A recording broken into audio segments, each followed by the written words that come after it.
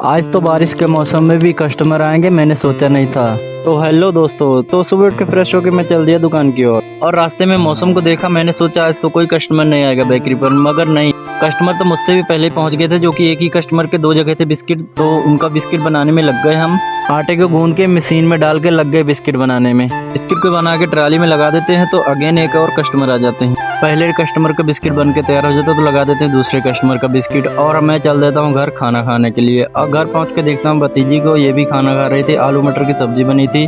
खाना खा के फिर से चल दिया मैं बेकरी की ओर। बेकरी पे पहुंच के देखते हैं कि भैया बिस्किट बना रहे, कस्टमर आए थे और डबल रोटी भी तैयार थी और एक कस्टमर के बिस्किट लगे थे मशीन में पकने के लिए। और फिर मैं लग गया अपनी ड्यूटी पे बिस्किट बनाने में। बिस्किट को बना के लगा देता हूँ ट्राली में और लगा देता हूँ मशीन में पकने के लिए। पकने लग जाते तो अगेन एक और कस्टमर आ जाते, उसके बाद एक और एक और एक और एक और एक और, ऐसे ही करते करते काफी कस्टमर आ जाते। तकरीबन 2 बजे फिर दुकान का सारा काम खत्म करके मैं चल देता हूँ घर नहाने के लिए। और हमारे यहाँ 2-3 दिन से बारिश हो रही लगातार, इसीलिए मन भी नहीं कर रहा नहाने का। 2-3 दिन हो गए नहीं नहाए, मगर आज नहाना पड़ेगा।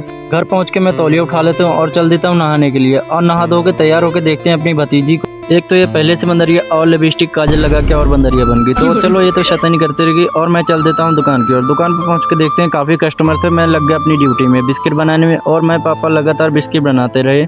ऐसे ही कस्टमर लगातार आते रहे और हम लगातार बिस्किट बनाते रहे और काम करते करते 6 बज गए थे। और मैंने सोचा शाम के 6 बज गए, अब तो कौन ही कस्टमर आएगा, मगर नहीं, 6:30 बजे एक और कस्टमर आ जाते तो उनका भी बिस्किट मशीन में लगा देते हैं पकने के लिए बनाकर, और जब पक जाते तो निकाल लेते बाहर। और इसी के साथ आज के लास्ट हमारे कस्टमर यही थे।